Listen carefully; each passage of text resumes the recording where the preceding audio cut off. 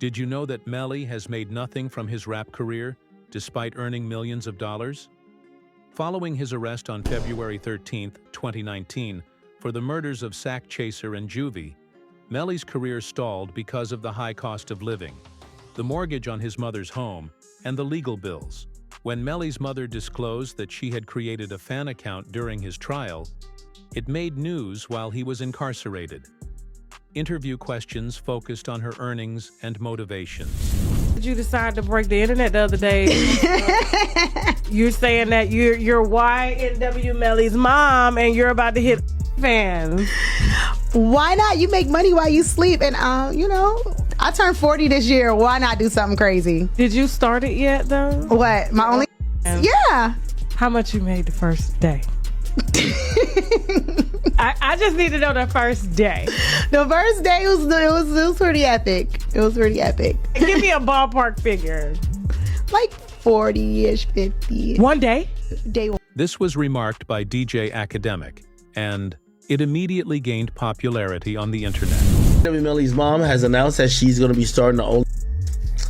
And I got to be honest with y'all, man, like, this is perplexing. The reason why it's perplexing is because I can't understand why she's doing this. Your son is fighting for his life. How much, there's certain mothers in hip hop, and you probably could name a few, I won't name all of them, that I feel like their son became stars, but they also wanted to be stars as well. Blueface's mom is one of them. The situation between Melly's mom and Melly, I always thought was interesting, but I never thought she'd be doing this. If you're wondering if she's doing this for money, this can't be a money play. In an open interview, Melly's brother and mother discussed him, and Melly's brother reprimanded him for wasting his money, despite the fact that academics maintain that money has no influence on him. I would assume that he spent a lot of money on lawyers, like an amount that would probably... That kid spent a lot of money on a lot of things that shouldn't have been spent on. Really? Like what else?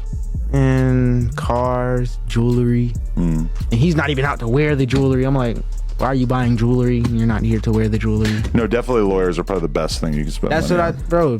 But he's good with lawyers, bro. Like, money ain't an issue for lawyers. Like, he's fine, but it's just like, there was a lot of stuff that should have went to lawyers that he didn't spend on lawyers. And I'm like, bro.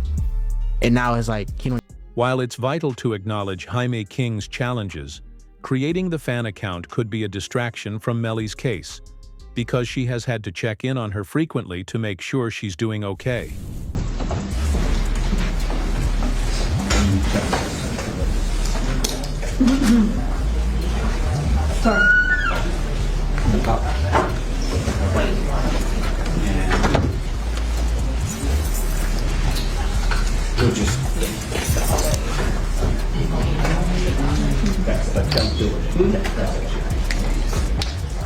But the fact that Melly's ex-girlfriend is participating in the trial will further exacerbate his financial issues. In February, it was announced that Melly's ex-girlfriend, Mariah Hamilton, had been released from the Paul Reed prison following Judge Fiend's ruling. In 2019, Melly was spotted entering the building and handed himself in to the Broward Sheriff's Office. Mariah has not seen him since. Their first encounter was at that hearing. And for everything, I want to thank my village. God's plan, not mine, after she didn't like how it was broadcast to the local news, she wrote, avoiding excessive eye contact and grinning broadly as she saw Mariah for the first time in 6 years, according to court sources.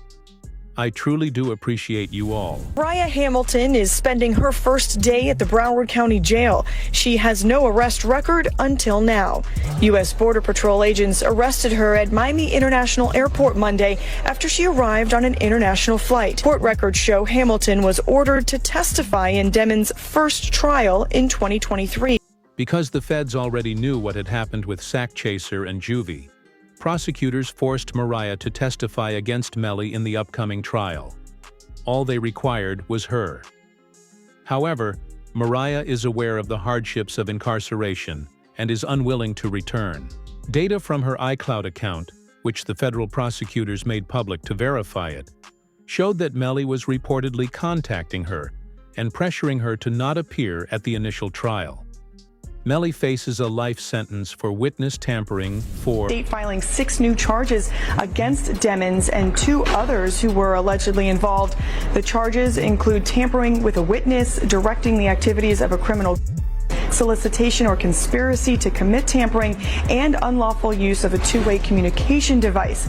Now, a couple of those charges actually carry a life in prison sentence if there's a conviction. though the witness tampering case would be different from his current case involving Sack Chaser and Juvie's death, which would result in additional legal costs. The fact that even Juvie's father looked into her and discovered the code words Melly was using to persuade her not to testify shows the federal authorities that she is more knowledgeable about the crime. Jamel Demmons, YNW Melly, and Cortland Henry, who is known as YNW Bortland, are now charged with witness tampering. There was this kind of crazy way that Melly was communicating. He wasn't allowed to use the phone, but he was passing notes to people, and then this person's calling this person and then that person. Saying like to me, they going through extreme measures, trying to cover up or convince people not to testify, like Mariah mom. They was using code words like Rihanna and A$AP Rocky.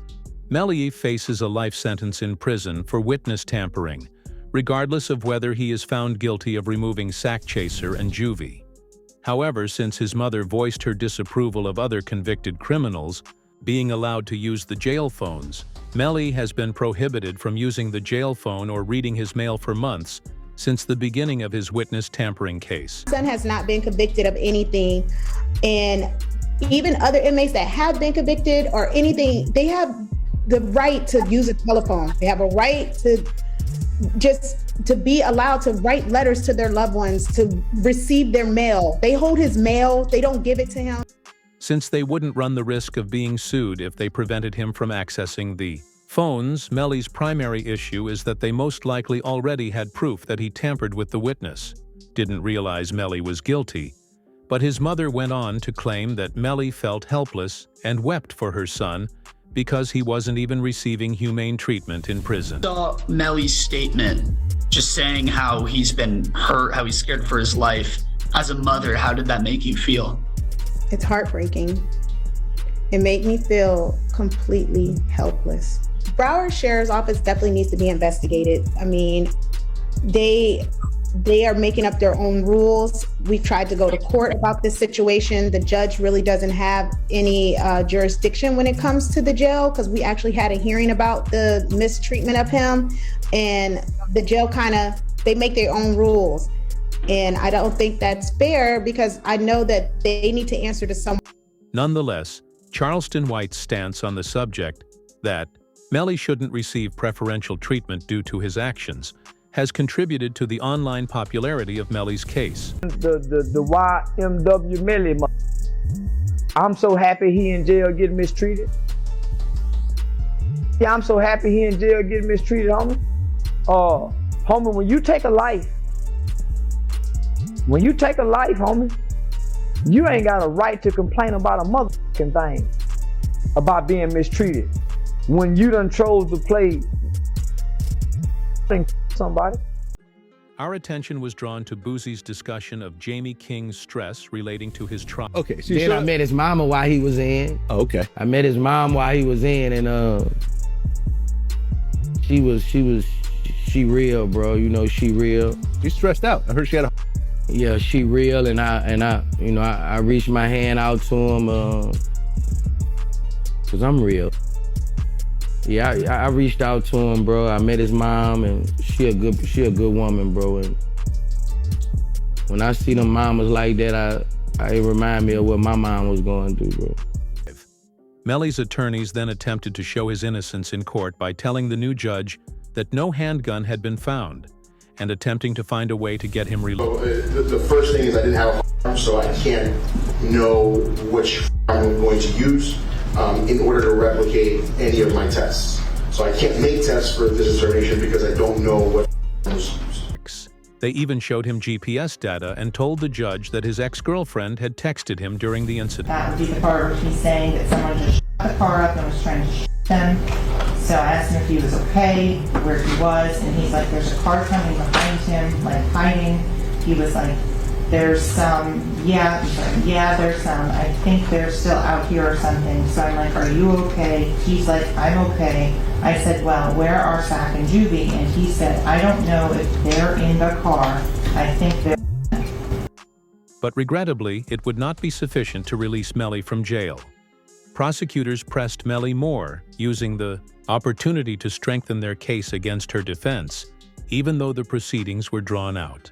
Revealed a secret Melly had told King Von, asking him to handle a financial matter involving Sack Chaser and Juvie as well. This led them to the precise reason behind the deaths of Sack Chaser and Juvie. Vaughn really tell you that Melly told him that he was two friends? He ain't come out and say, like, we got into an argument. And so, you know, if you know, when people could say something without saying it. And so he told me, like, once I posted what I posted, Vaughn was mad at me. Bro, why you put up there, bro? Walk the bam. I'm like, you sitting up here, like, you know the love we got. You do this for us, but you gonna trust that his two friends? And he said, them was trying to extort him. And so I'm like, if they was trying to extort him, then why you still? This implies that Sack Chaser and Juvie were taking a sizable portion of Melly's earnings from the YNW firm without accomplishing much labor, while Bortland and Melly handled the majority of the work, selling items, attending concerts, and negotiating brand deals, in exchange for cash, money. Zach, since Chaser and Juvie did a lot less work than they did, but were still given an equal share of the company's profits, Melly didn't want to have to keep paying them, so they died.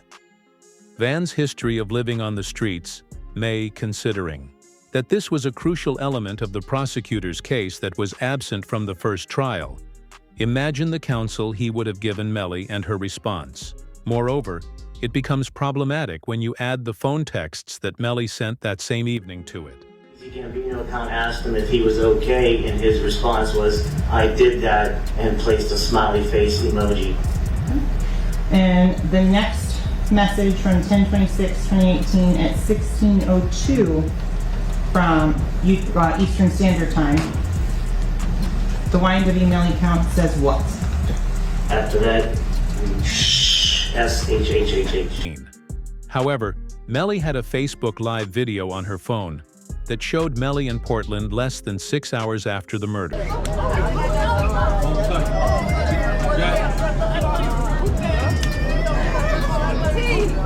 Melly still turned regardless of what happened this early morning. He's still out here being very positive. Turned still. Hey! No, still turned, regardless of what happened. You already know. Sergeant Williams determined that it couldn't have been a drive-by after looking into the vehicle they were in the night of the event. Their lack of grief for their closest friends, however, is a glaring indication that Melly and Bortland were responsible for the hit. How many rounds were inside the car? 3. From the driver's side back seat.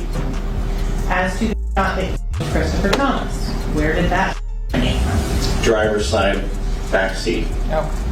My determination was that this is not a drive-by, and it's based upon this picture here at a stationary position when all but one of these rounds are going in. The one round that has some movement in it, which is round site L here, the actually moved. When Williams disclosed that the occurrence had to have happened inside the car, Juvie's mother questioned who was seated in the seat, believed to have been occupied by the suspect. Can you state your name, your full legal name for the jury? Leon Phillips. Okay. And are you related to one of the victims in this case? Yes, I am. How so? I'm his mother. And who is that? Christopher Thomas. Ms. Phillips, did you see who entered into the occupants who entered into that gray Jeep? Yes. Do you recognize where your son entered that gray Jeep? Yes. Which seat, if you can identify for the jury? He got in the back seat on the right hand side. Did you recognize the individual that got into the back seat on the left side, the rear driver's side? Yes. And who was that individual? Janelle